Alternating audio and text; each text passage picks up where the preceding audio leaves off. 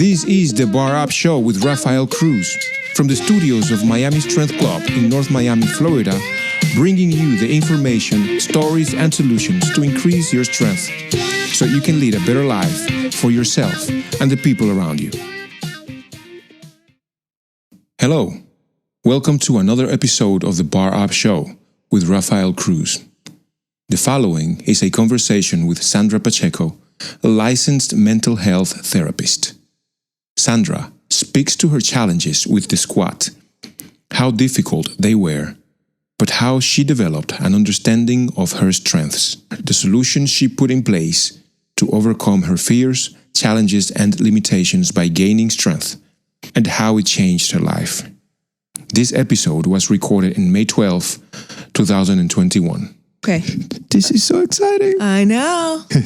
Here we are. So I've trained before, right? So I've had trainers before, but it wasn't until I met you that I understood the importance of strength training or training for strength, right? So high reps, low weight, high reps, low weight. And there is a place for that, I'm sure, in one's training. Yeah. But it wasn't really until I met you that I understood the benefit. And with everything that I read, I do a lot of reading with regard to health and women's health and things like that, that it all really coincided to everything that you were telling me. And I trust you and I trusted you, then, right? But it really, you really made an impact on me and the way that I train. So I train completely different now.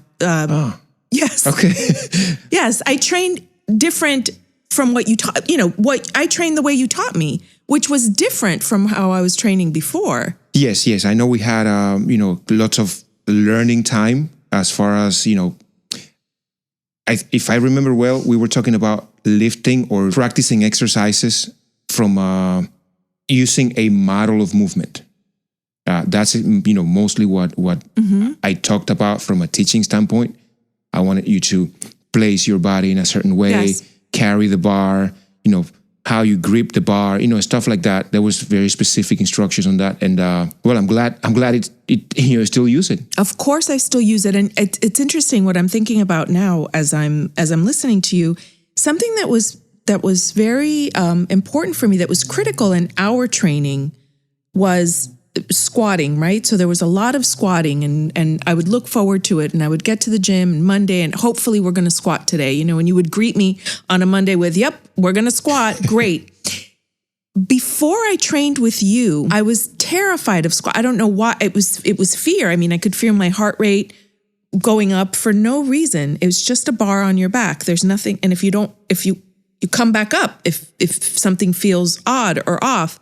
But for whatever reason, every time I tried or I would go to squat, even when I was working with a trainer 15 years ago, say, I would be out of breath, I'd get really scared. And I remember that trainer in particular saying, your legs and your glutes are the strongest part of your body. This is not particularly heavy. Mm-hmm. So there's something going on in your brain, right? So there was something going on all that time in my brain. And it wasn't until you taught me how to squat, and you were in my ear, right? So mm-hmm. you're that kind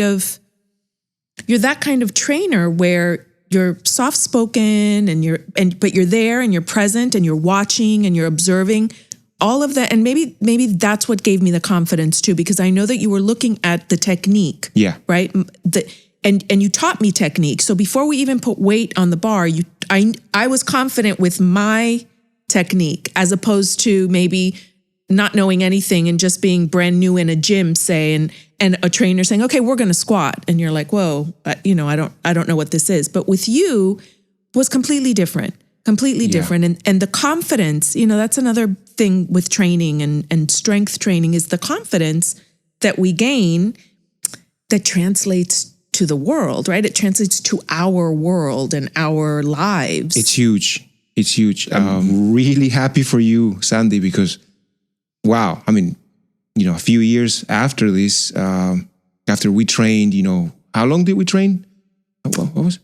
Well, it was about eight February to September. Okay. Yeah. 7-8 months. 7-8 months of solid training. Yes. That was great. I tell you, pretty much going back to what I started saying earlier, I really wanted you to understand that moving with a barbell on your back and expecting to lift something heavier than you want to, let's say, and imagining that over time you can do even more and more. Although maybe sometimes you don't imagine it that very moment, but it's there because, like you said, you build confidence. I say, and this might be useful for many listening.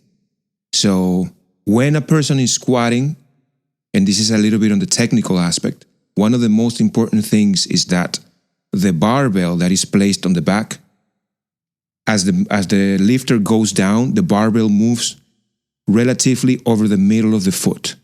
So if you think about your foot as the front being the toes and the back of the foot being the heel, you divide the foot by half, and it's kind of like the top of your arch, that bony part at the top of the foot where people drop their bottles of water. Right. And it hurts. When the bar moves over that, which is actually, I think if I don't remember well, it's called the navicular bone. It's the high part of the arch. And it doesn't have to be so specific, but essentially when the bar moves over the midfoot, the lifter is balanced. Mm-hmm. One of the things that happen, and this is a problem for many lifters of, in the spectrum of lifting experience, many lifters still have balance issues. They tend to go over the toes, kind of like load it forward, and it feels like, oh my God, I'm done. Like the barbell fell on my neck. I'm falling forward, I'm falling backwards, I'm going to fall on my butt, stuff like that. Those are issues that a lot of people, I'm pretty sure, relate in my experience. Mm-hmm. It's one of the go-to common things to address at the beginning. And I don't remember that you presented that, severe, so I wouldn't say severe, but in a very serious case, we didn't have to work that much, but you became a much better squatter as you were able to move the bar over the midfoot. That technical thing presented, it's just great because, like you said, once you're able to move heavier things, you're able to squat. It's a whole different realm of energy. Mm-hmm. That you walk in the gym with a whole different realm of energy. And just to go back for a minute, your approach and your ability, and it's what you do, right? But your ability to assess what one person needs over another person. So I remember that I just would get freaked out because that was always my experience squatting, that my heart rate, and I would get so nervous.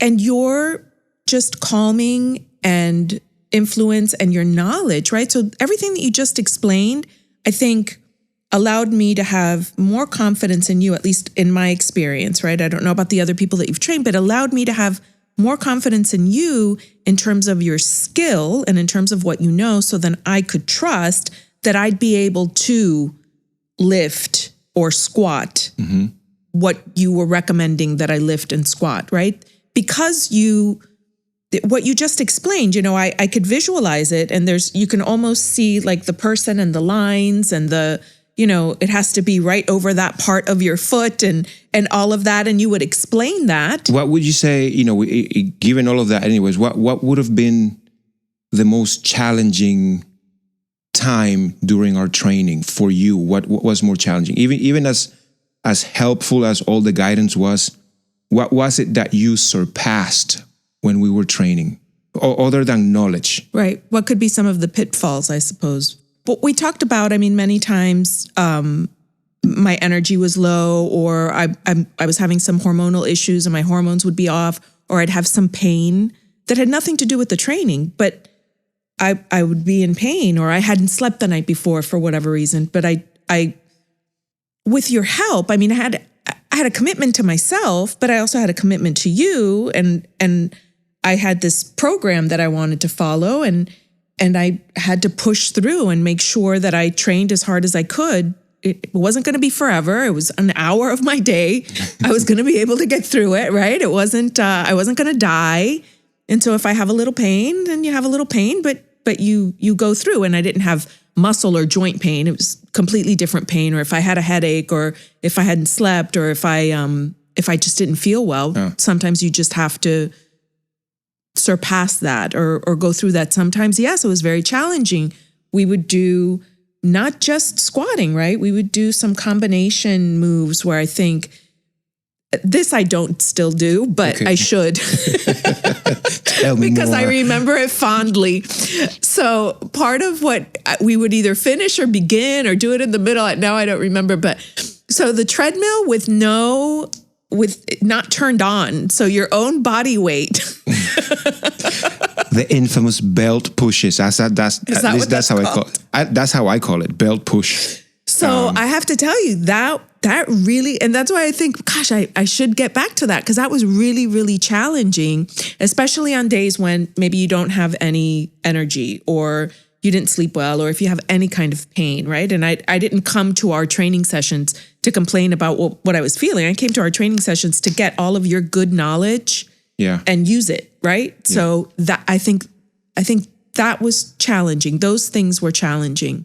When it was like a combination of things. I think for the actual weightlifting, at least for me, you can get into a zone, right? And you're just pushing weight. Like once you get used to it, you're just really pushing weight. So you can do that. But when it comes to other things, I remember you had me doing once too, that half tire thing, right? Yeah, tire flips.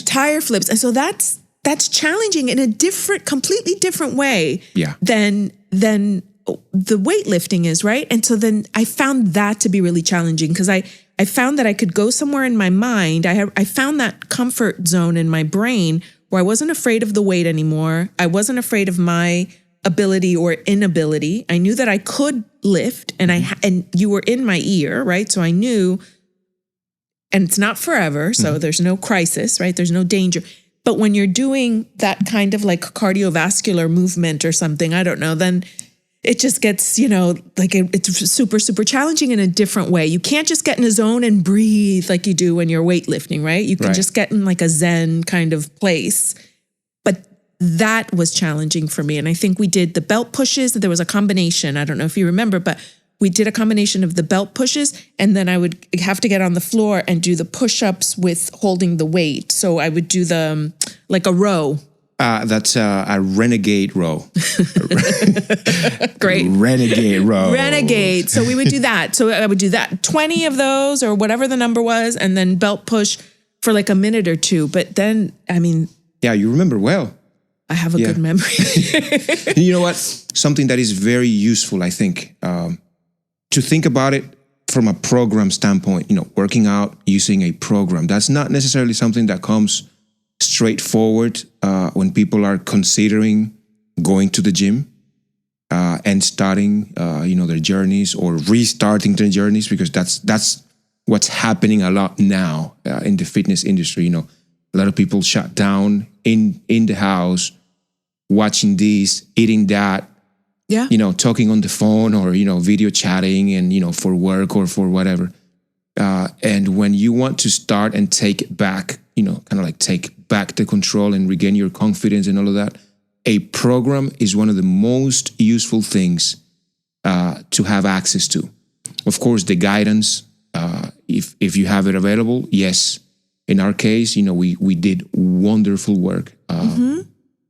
A simple program that a person can have would be start their routine by doing squats, then following that up by a upper body movement that is also complex, such as a bench press. We did bench press back in the day. I do it and I think of you. I think of where I'm going to position the bar, where my eyes are with the bar and where it has to land across my chest plate. Correct. Yes. And I remember the terminology. When I'm alone, I'm not thinking my chest plate, but I have to tell you, Rafael, I think that, you said beyond the knowledge, what was challenging, but getting that knowledge was somewhat challenging too. But once it clicked somehow, once I understood and I trusted you, then I knew that I could just do it, right? I could just lift it. That's the point. Yeah. That is actually the point. that you learn that from a standpoint of developing a skill that you can auto-regulate for the long term, and then you apply that knowledge, you develop that knowledge for your own practice, for your own purposes, with your own style and your own lifestyle and all of that, and you run with it.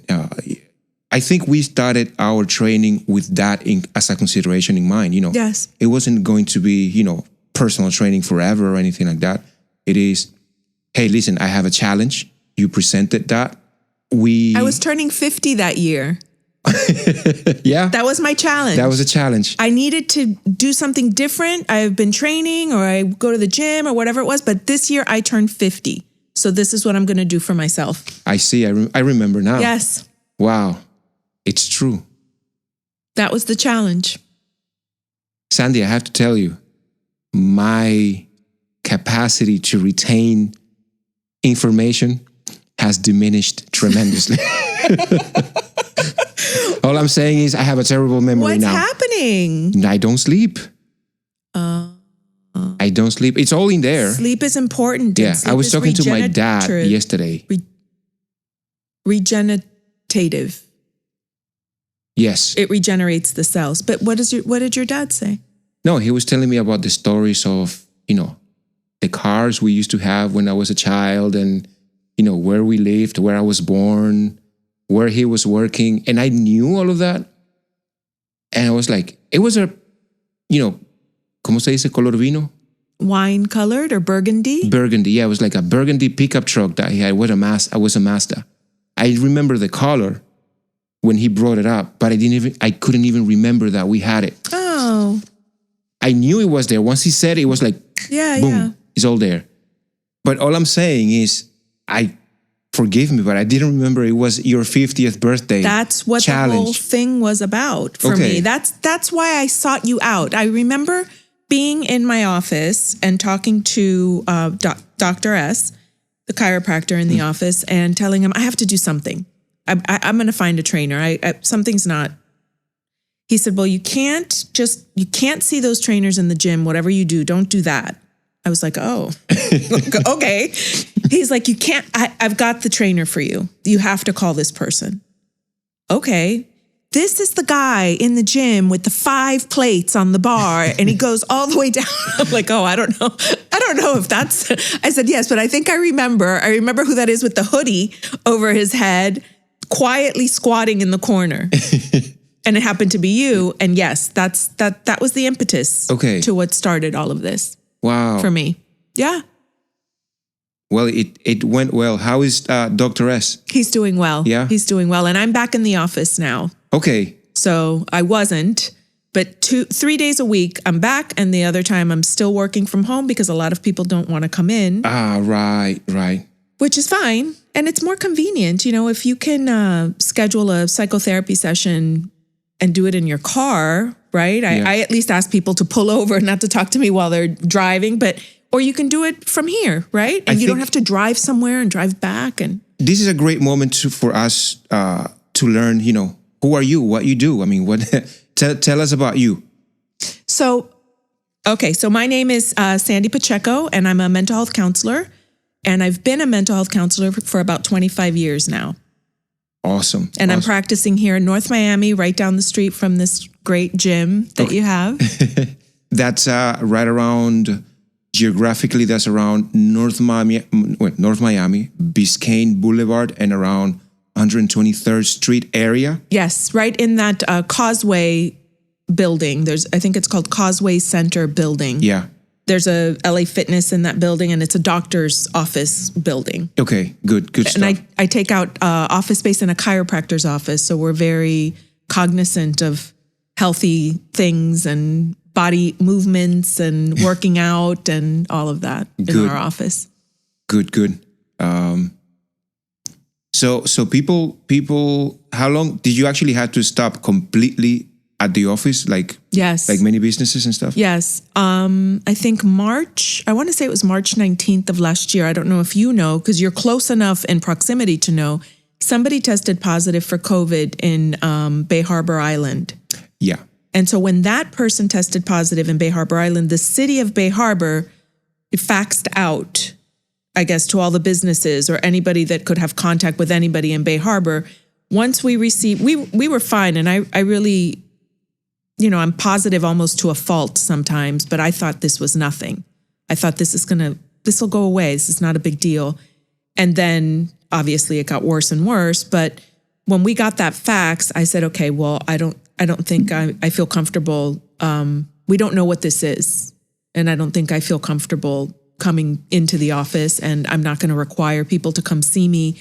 Insurance companies followed suit to where they were covering telehealth visits for their members. So my patients that pay with insurance, their insurance companies were contacting me to say, we're going to cover telehealth. And so I said, okay, this is probably the time to stop. I think I worked one more day just to finish out my week after we received that fax. And I switched to telehealth since. And and I understand and I'm very grateful, but I'm one of the fortunate ones. My industry and my business was fortunate because we and my colleagues, we could all do telehealth, and we all did. And there was much needed. And there was an abundance of clientele. I mean, I felt very badly sometimes. I would have to turn people away. I was working 8-9 hours a day, which is a strain on me. Yeah. Right. And Saturday, every day I would take one day off in the middle of the week, and then on Saturdays too. So it was a strain on me because we were also going through, our own fears and our own, I have parents that are older and that, have health concerns and health issues. I have my middle brother, one of my brothers has Down syndrome, and he works at Publix. So he's exposed every day. Every time he goes to work, he's potentially exposed. He brings that home to my parents. Wow. And then what do we do? Yeah, that's a potential, disaster there happening. Yeah. Right. So, we have our own, as psychotherapists, we obviously have our own things going on. But I was fortunate enough that I could keep working. At least that wasn't something that concerned me. Yeah. Like with other people, like with gyms that had to close down, or, other businesses that just closed. It's like 2020 and as a year, I like to refer to it as a 2020, because sometimes even in the back of my head, just referring to it as COVID-19 and all of that with all the with all the pain it caused, with all the chaos that we're still going through. It's like, that's what I want to say. It's almost like it continues to chase in more ways than we can imagine. That all of that, and it's good that you and psychotherapists and colleagues were there, because wow. It was tough. It was a tough year. Yeah, it was tough. It was tough. I tell you, I felt so pathetic. I'm going to tell you a story. Tell me. I was home. They had shut gyms down officially by communication from the mayor. It was March 19 or 18, one of those days. And I am home. It's been a couple of weeks after I'm home. It's hard to get out because things continue to get more shut down. Pretty much, you remember, it was no cars outside and whatnot. It got worse. I was expecting for things to turn around right away, and it didn't. No, I mean, those 2 weeks quarantine, well, that's another story. But I am home. It's middle of the day, bright, beautiful. I have lunch. I'm watching pictures of my son and my family and whatnot in my bed, and I start having sensations and blah blah. Well, long story short, I'm thinking I'm having a heart attack. I have no issues whatsoever, thank God. And 2-3 big, huge guys, really strong guys by that matter, they show up and they take. It was very fearful. Everybody with masks and. You called an ambulance? Yeah, I called an ambulance. I'm thinking I'm having a heart attack. I go out in the hallway. I'm shirtless. This is a vulnerable place and story, people. So, so I'm here thinking I'm thinking I got COVID. I'm thinking I got COVID. Oh, okay. I feel sick. I feel blah blah blah. Yes, of course. I go out in the hallways. I need some help. People don't come to help. Understandably so. I mean, we are less than 2 weeks into a world pandemic, and the world is shutting down. No one that doesn't have to come it's coming, regardless whether you in here. You ask for help. But what that tells me too is that you were really in a desperate state. I mean, if you're in the hallway, this is not the man I know, right? No. Who's in the hallway saying, I need help. Right, because I'm thinking, well, long story short, because I've talked to several people, and it probably didn't get to this dire, sort of a situation, or from a narrative standpoint, doesn't sound so dramatic. There were many people in distress. That's really what I felt it. I felt it almost 2 weeks into the quarantine. It dawned on me that the gym, which was still a baby business, is like, this is it. I lost it. It's gone. We're never coming back. And I think I worked that out, mentally, where that and watching pictures of my family triggered me emotionally. It's like, okay, I failed them. I'm done. This is it. And I started having that panic attack. And it was a panic attack. These guys showed up. Here's the ridiculous moment. And they look at me and they're like, you're fine, buddy. You're just having some anxiety. and then that was the end of that. That was the end of that. I was fine. No more panic attacks? But I was fine. Right at that moment. Yeah. Yeah, I mean, there's been lots of anxiety, definitely lots of anxiety after that, because how can you avoid it?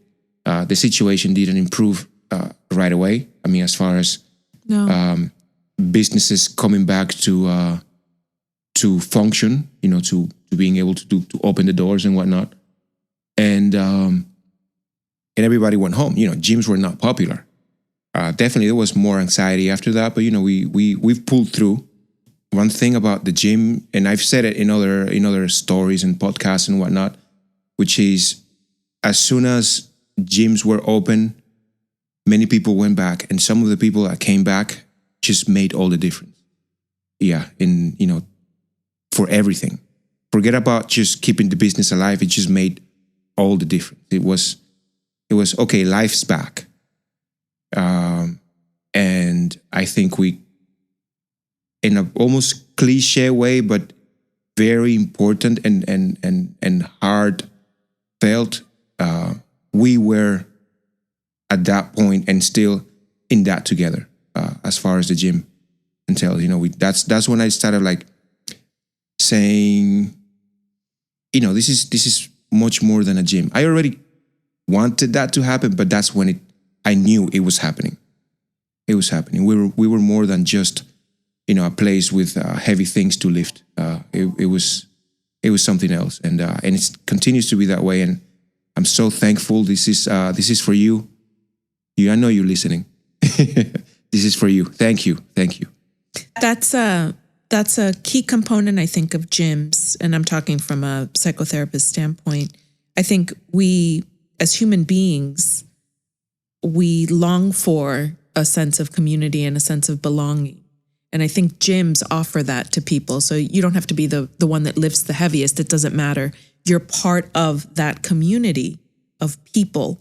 And for someone like you, who is not only a gym owner, but you thrive. I know that about you. You thrive with human contact, right? Because you can't be a trainer or a gym owner and not under.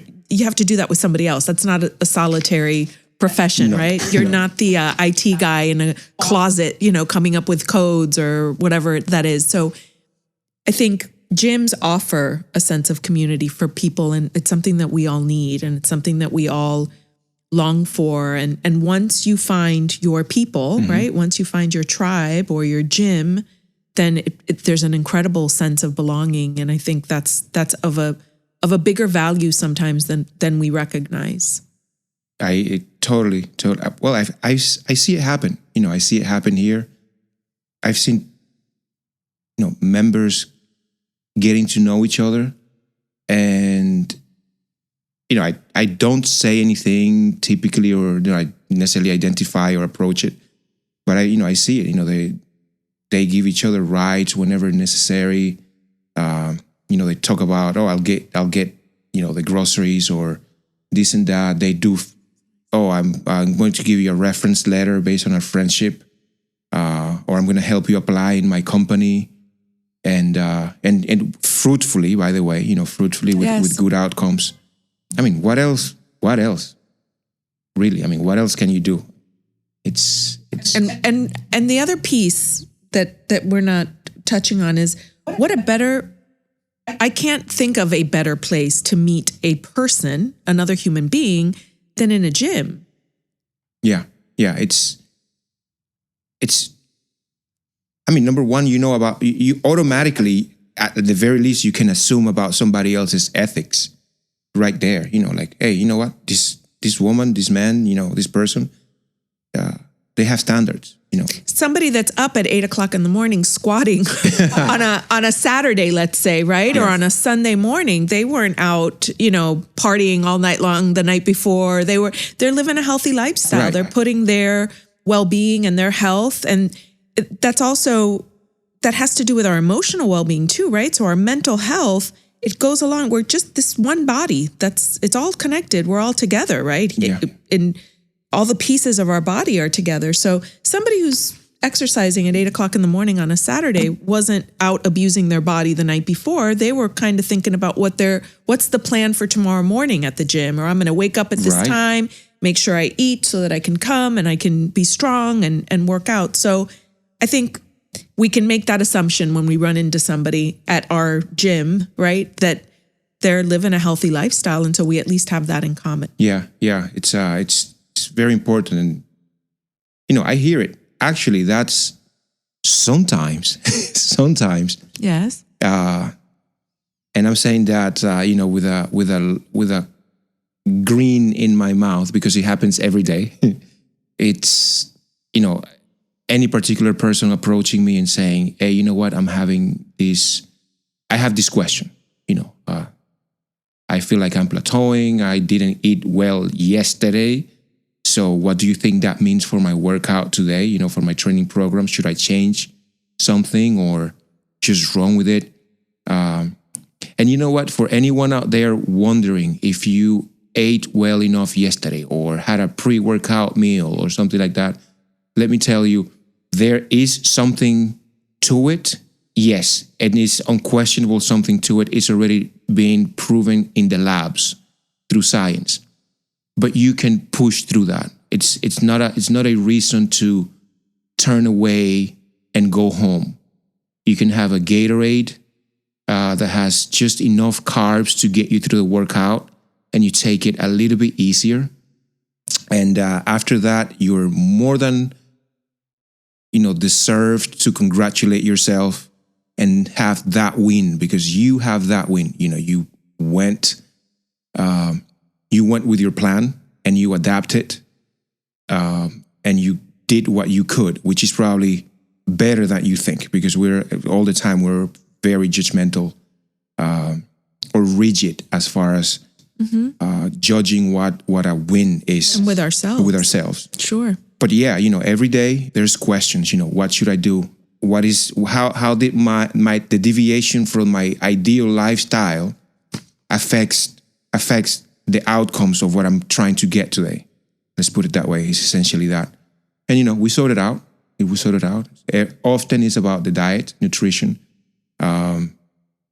Sometimes it's about stress or needing to have a shorter workout than typical, because today we have to go make a very long line to get gas.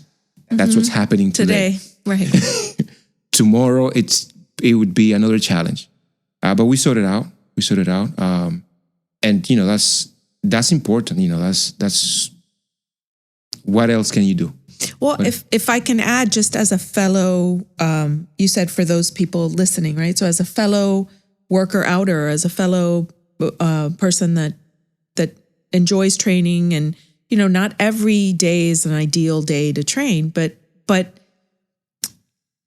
I'll tell you what I would think to myself when I was training with you. It's like, even if I was in any kind of pain, or if I hadn't slept well the night before, and not because I was out, just because things happen and sometimes you don't sleep well, or I don't know, it could be anything, but you just, I don't know, you have to flip that switch, right? In what I do, we talk about fight or flight. Mm-hmm. And so you can either fly and not go into the gym, or fly away and seek comfort, or you can fight and fight through it. And isn't that part of what we're doing when we come to the gym? It's like we're pushing and we're fighting. And so, you can't just give up. You have to, any workout is better than no workout. Right. Yeah. Right. So I think that's what you were saying. So you wouldn't turn away and go home maybe if you didn't have a good night's rest, or if you didn't have a good eating day the day before. Go back in the gym. That will encourage you to do better next time, because you know how terrible you felt that day that maybe you ate what you weren't supposed to eat the day before, and you're like, I don't think I can do that again, so I'm going to do better. Right. It's I think that experience, it goes back to the comment earlier. It's about at that point, I look at it this way. It's learning the skill, honing the skill, and developing enough experience to have that auto-regulation. Mm-hmm. Yeah, and then you go. I mean, then you own it. That's why it feels crappy when you don't do it. And it feels good when you actually push through and do it. And to add to what we were talking about, or what we've been talking about, is that will give you the confidence that you need, that you pull from when you think you can't lift something this heavy, or this trainer or this person is encouraging, this friend is saying, you can do this. And you're like, no, I can't. Well, that terrible experience, or that bad day you had at the gym, or whatever. So, and you were able to do it. So we're stronger and much more resilient than we think we are, because we do all of that self-judgment and that terrible thoughts that we have about ourselves, and that keeps us, or that sabotages us from just having a good workout or a good day sometimes. Yeah. That's what it is. That translates across, many disciplines, life in general. And you know what I love though? What's that? I love this. And this is as deep as we're talking, but it comes across, initially it comes across superficially, which is the way we look. I love about when there's somebody, for example, coming back to the gym, and or like people kind of like sometimes alter their schedules, and the morning crew doesn't really meet the midday or the afternoon. Yes. But sometimes they mix, and they just see each other like, oh my God, you lost so many weight, or you put so much muscle. Oh man, look at your triceps now and all that. I love that. That's kind of like the cherry on top of all of that. Yeah, it's so amazing. That happens. That's been happening often here in the gym. A lot of people really focused, especially after we flip a switch on 2020. We flip a switch. Yeah. I mean, 2021 was like, you know what? Somewhat throughout the eons and the ethos of our culture, we figured out that turning the page every new year, it's a new opportunity. And, a lot of us did that, without second guessing, because who are we, to second guess so much, wisdom and whatnot. And, boy, I was busy in January. It was like developing a very specific programs for several of the members who really wanted to focus on that. Sandy, you got to see them. Wow. They're totally different people. They tell me like now that people are going back to work, they're like, their co-workers going back to work is like, who's that person? We don't recognize them. Oh, that's amazing. They really have to, especially with the whole mask and everything. Some people are unrecognizable. Oh, that's amazing. That's crazy. That's amazing. That's crazy. That's cherry on top. It's really. Absolutely. That's the intrinsic value that you and I have been talking about, and the confidence and the strength. Yeah. But then the extrinsic kind of value, what people see. Yeah. and how we're perceived, right? So when that person sees that person that they don't recognize and they're like, wow, like they must have worked really hard. We get it. I mean, as adults, you have to work really hard to get that body, right? So that doesn't just happen naturally, right? Or it doesn't just happen if we close our eyes and take 20/20 off, right? So you have to work really hard. And so that the extrinsic value pairs with the intrinsic value. And yes, that's all kinds of cherries on top, right? To that, because sometimes, very often, I think about exactly of that extrinsic and intrinsic. What is the play, and I would say maybe even some sort of overlap. Mm-hmm. I have conversations very often with my sister, and she's very internally oriented.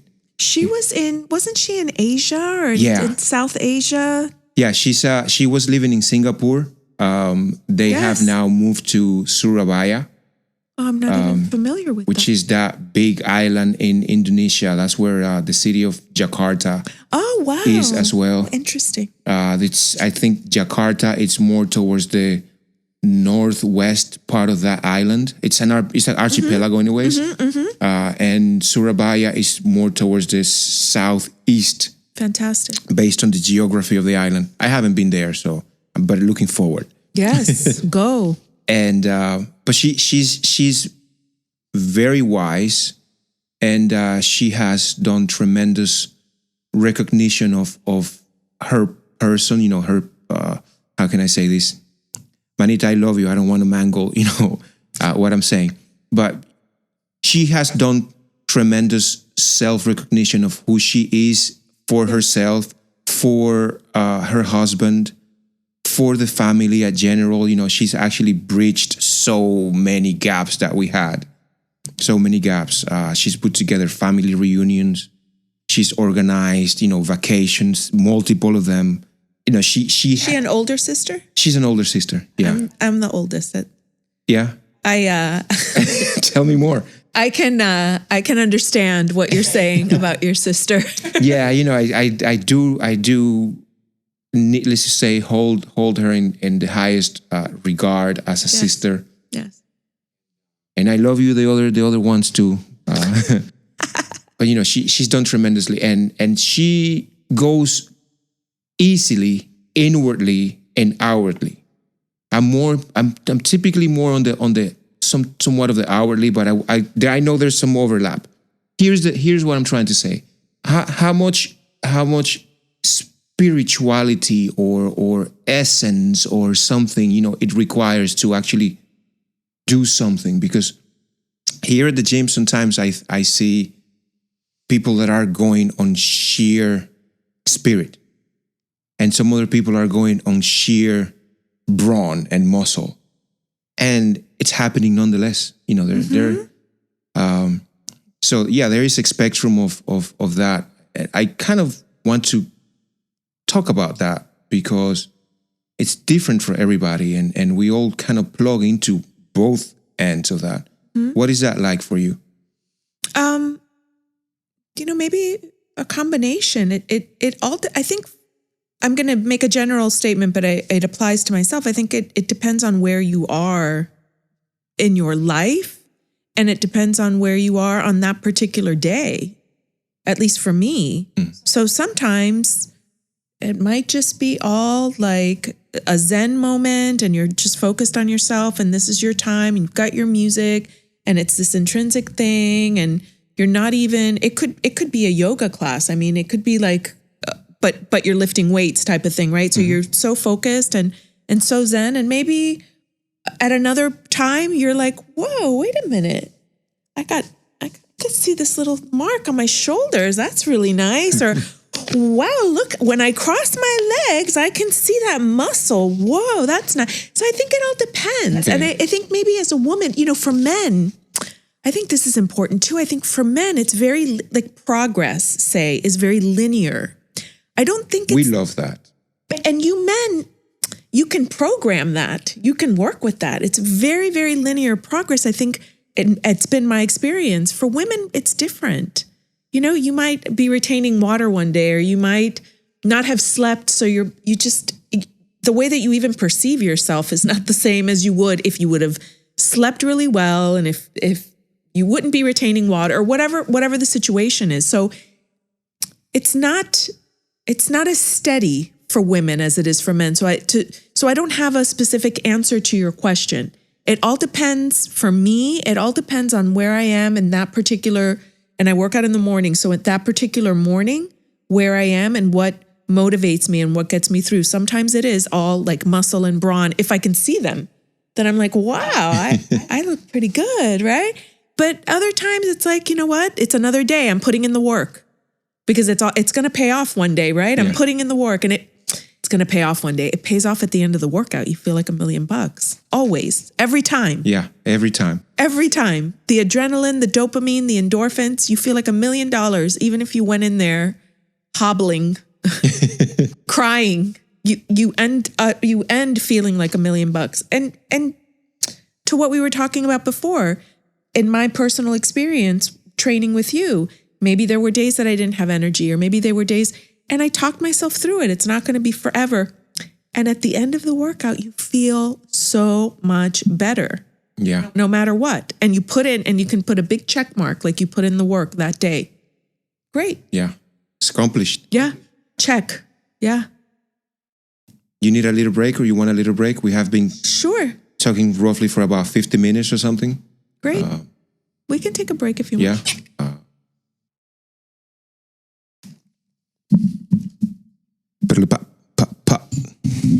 And oh shit, I haven't been recording. I'm just kidding. I knew you had. And I see all the lights. There's an icebreaker. There's an icebreaker, right? Long story short, I was on a church platform at the age of 5, reading from the Bible in a suit. And you know, I don't remember much about it other than I was there. You told me. I remember a little bit of that previous life of yours. Yeah. And so I would say all my life, and that went through until I was almost 20. You know, getting ready for speeches. So I guess I kind of grew up as a speaker, and I have to say, some of the jitters initially don't go away. I mean, at least not for me. You handle it. Wow. You focus on what you got to do, and you push through. But yeah. But when I'm coaching, forget about it. I'm very inappropriate. You are? Yes. Very inappropriate. In what way? I don't remember you being inappropriate. Yeah, no, but that was back in. You're inappropriate now? Yeah, I was renting a space. You know, I was paying rent at the gym. You know, at another gym. Now this is my gym. So in what way are you inappropriate? So when I come see you here, I know what to expect. Well, I say, for example, I don't care about your feelings. Lift it, because you can do that. Oh, I like that. I like that. Oh, I can't. I don't feel like eating. You know, when I wake up, it's like, look, I'm not asking you to enjoy it. I'm asking you to eat it. I love that. Okay. I think that's very appropriate. Okay. Okay. Or like, should I write should I log my training in a different page? It's like, no, actually, no. Flip a page, fold that one over, because this is a restart. But what about saving paper? We're not here to save the planet. You know. I think you get frustrated. People are making excuses. Listen, follow the instructions. If Rafa says you eat breakfast before 45 minutes before you work out, eat the breakfast. Why are we negotiating? Right. Yes. Why are we negotiating? What? You're supposed to come here prepared to work. Thank you. You just gave me something that I can say again. Why are we negotiating? Follow the rules. Listen, and I'm, as a fellow trainee, I'm very well aware when we make this commitment to ourselves to train and to find someone with the knowledge and to train with that person, I'm going to you. You're the expert. If you say wake up at 6 and eat oatmeal, I have to follow that directive. Well, thank you. Come on. I'm not going to come here and negotiate with you. Oh, listen, I didn't eat the breakfast because I didn't. Oh, that's not what we talked about. No. And you know what?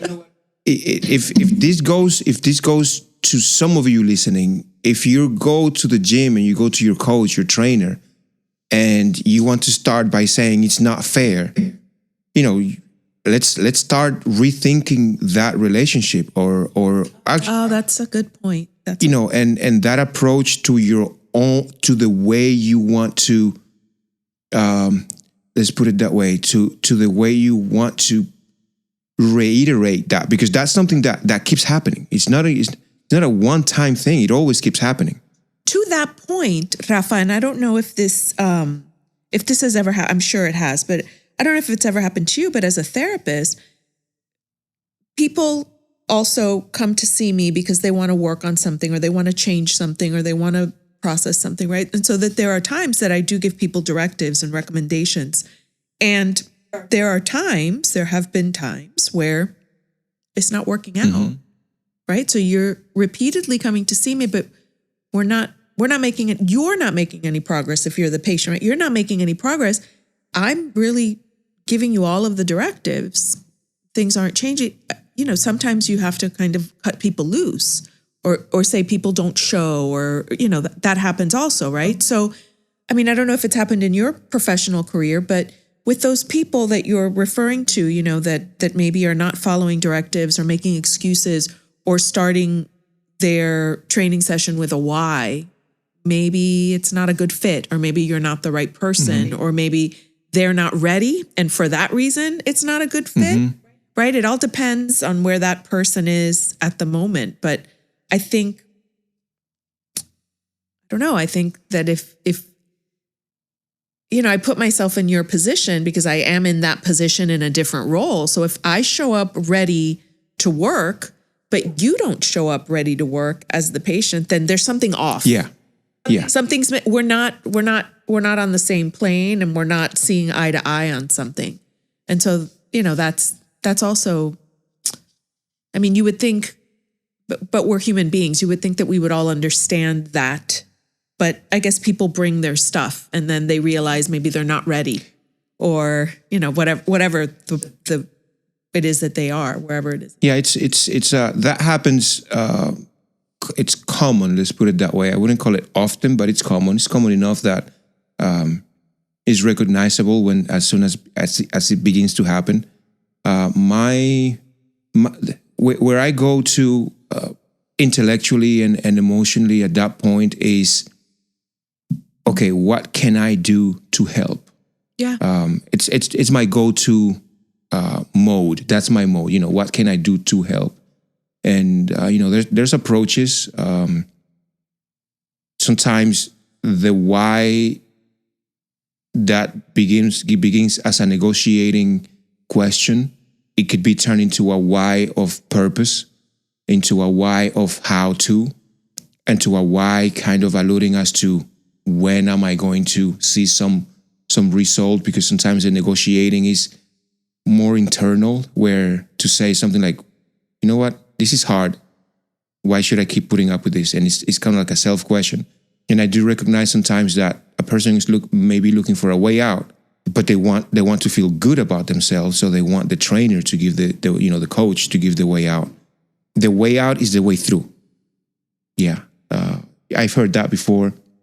Keep saying it here, and that's the answer. The way out is the way through. You're either going to do this with guidance and getting as much meaning from a process, and of course results, or just kind of let things happen and see where, kind of like, see where that goes. But from a behavior standpoint, let's put it that way, once a person starts showing up early, booking their classes, prepping their meals, I have to say I'm very pleased with what happens here generally.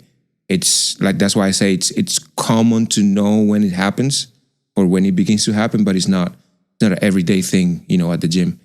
It's amazing. It's amazing for people trying to find out if it's worth it to put in the work. It's totally worth it. I mean, it's totally worth it, because it's like you said earlier, it pays immediately. It pays immediately. It's whether you can even imagine it at the beginning of when you're warming up, or grabbing the first dumbbell of the day and feeling their calluses that are forming, and that, oh my God, ugh, that's gross.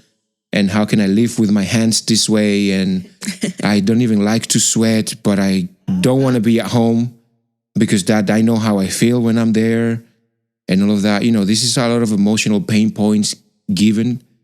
But yeah, you show up to the gym and you feel like $1 million. Every time. Every time. Every time. No matter what you walked in with, you walk out of there $1 million richer. I'm going to tell you a little story. Are you up to it? Of course. This is somewhat in the 1980s, probably 1985, 1986. My parents are getting ready to go overseas and try to start the dream of immigrating. My father sells that burgundy truck that we were talking about. He reminded me of it yesterday. They put together the money to buy the fares to come to New York City. And we were going to stay with my mom.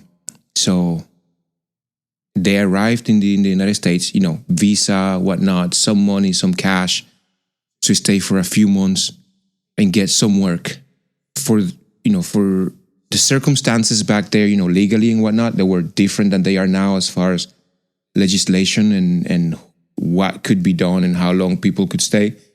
So my mom got some work and my dad got some work, but their visas were expiring and my dad's visa did not get renewed. My mom's got extended. So she was able to stay, but my father decided to leave. So my mom and my dad were physically apart. Now my dad went back to the Dominican Republic and my mom stayed in New York. Everything's fine. Family's pulling through. We're talking as often as you can talk. Not texting, guys, not texting. It was the 80s. It was the 80s. We were writing letters and waiting 3 weeks for them to arrive. And phone calls were expensive. And paying, ridiculous amounts of money for 5 minutes on the phone and whatnot. But my mom's visa was running out again. And the work that my mom got was working for families and, doing maid work, let's put it that way. Yes. She was doing domestic work. Mm-hmm. Back in that time where she was working, there were several families, 3 of which are part of this story. And they were the Salomon family, the Levi family, and the Mayers. And all of them combined or in some aggregate, they helped my mom with giving her work contracts. So she can have an affidavit to, let's say, start a legal immigration process for the whole family. And those families just happened to be Jewish families. And they helped my mom for years after years after years with more than work. They were there and opened the doors and offered their gracefulness and their generosity and also for us. We were, my mom was working and sending money for us. And, as a part of the story, that's not lost on anybody, not on me. I didn't see that story right away the way I'm saying it now. It took me years to put the meaning behind all of that. But here's something though. I guess subconsciously, I always had a soft spot for Jewish friends and the Jewish community and Israeli and Jewish issues and whatnot. And without me knowing it or understanding it, always had great friends, great clients, very meaningful relationships. And at some point, how is this happening? How is all so very natural and easy for me to understand, other people's issues, specifically, from that community. It's, without getting too in depth in, what's going on right now, which is very sad and atrocious in Israel. It's terrible. It's terrible. I put at request of a Jewish client here in the club, I put the the Israeli flag up I there. saw it. I noticed. That was the first thing I noticed when I said, "Oh, Yeah. I'm not Jewish by blood or anything like that, or I can't claim anything of the sort. It's respectfully said, but there's definitely lots of love for my friends. I hope everyone is safe in Israel and around the world. There's definitely enough mayhem already to not find solidarity and help people when they need help, and be there when it's time to listen and find a place in your heart to understand that someone else is having a problem. So, and that being part of my story, I just want to say peace in Israel and peace in the neighboring nations as well, so that they can find common ground to work on and grow together. But I just wanted to say that it's a good story." yeah. Thank you to all those families that that have supported our journey. Yeah, That was amazing. Yeah, it's humbling. It's you don't know who's there for you. And those families, I mean, in the Jewish community, the Jews have been discriminated against, and there's so much anti-Semitism. But those families took your mother in and helped you, no questions asked, and they saw it through. Yeah. It wasn't just, "I'm going to help you this week, señora." It's for over 8 years ongoing. They saw it through. Yeah, they saw it through. To someone who was not Jewish. You know how we're human beings. We're so, say, particular, right? So I'll help you if you're like me. Mm-hmm. But these families took on someone that was not like them. Right? No, at all. That's where it really is particularly important, and I do say it when I understood what happened, it imported so much meaning into the story of my family that I was like, wow, like this is something that I have to tell everybody. This is really a fundamental human story. Yeah.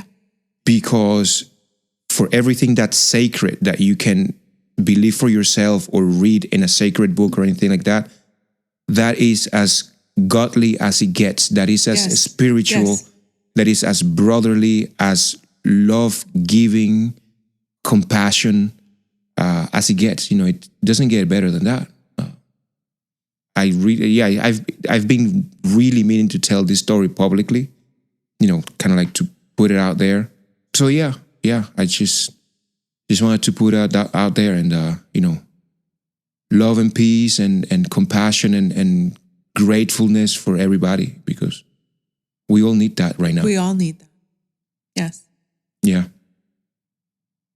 And a little gratitude goes a long way. Much. I wish I could. Maybe my mom can help me out. Maybe some of the members of the families maybe can listen to this story, and I don't know, at the very least, know that we're grateful, forever grateful. It's not lost. It's a beautiful sentiment. Yeah. Yeah, it's not lost. It's still very present. Yeah, every day. I'm glad you shared that story. Thank you. That was nice. Sandy, this has been great. Agreed. This has been great. Agreed. Couple of years without, catching up. How do you feel? I feel great. Yeah. I'm happy to see you. I'm happy to see this gym and the space that you have here, and that your dream. I mean, we would talk about this gym. You were putting it together while we were training. Yeah. Actually, let me say a little bit more towards that story, and you alluded to that. But this is a couple of years ago. We trained for 8 months. Sandy and I met through a friend that we have in common, Dr. S, and that we started training while we were training several times a week. We chatted back and forth, great conversations. and, we'd share things and blah, blah. So the opportunity for me to actually put together materially the gym, I already had plans, but, my business partner and investor came through. We talked about it and it happened. And you were, I was sharing this all the time with you. So here it is. It happened. It's amazing. It's amazing. Amazing. It's amazing. Thank you for listening. I'm sure whether I can't remember or not back then, just talking about it made it more real. Sometimes you just have to talk about it. So I have to say this because I don't want to end and to not have said this. So part of the way that you helped me so much overcome my fear of lifting, let's say, or of lifting heavy, is that you were always in my ear. You were always watching or videotaping. And sometimes I was mortified. Like, I don't even want to see what I look like. But you're like, no, you have to look and we can learn from this. And I don't remember the specifics, but I just remember all the squatting, right? So so I'm sure it was a squat or maybe the deadlift. That's probably what it was. That's probably what it was because I remember that being particularly challenging for me. Yes. I had never deadlifted that amount of weight or in the way that you taught me, which is a deadlift. Yes. I mean, it's not the technical definition of that. It's not lightweight, heavy repetition with dumbbells going up and down. I mean, it was a deadlift. So I remember one day that you and I guess now I know you were on your best behavior because we were guests at a gym. So you were always very soft spoken, but I guess that was the behavior at this gym. And so you were in my ear and I would go to deadlift and the bar wouldn't come up because it was heavy. And I would look at you like, now what, right? Maybe he'll take off some plates. But you just said, lift it. You just said, lift it. You can. And I said, that's it. Yeah. Right. Yeah. You have to use that. That's yours. Yeah. And you have to use that. Put that on a t-shirt, put that on a banner, and we would talk about what was coming along, what you were doing at the gym. And you were saying, I need to put something together, some kind of slogan. I don't know, gyms always have some kind of slogan, but I don't want it to be like, it's good for your health or, I don't want it to be so, I don't know, so boring or something that somebody else has. The minute you said in my ear, lift it. Just very matter of fact, the way that you speak, lift it. You can.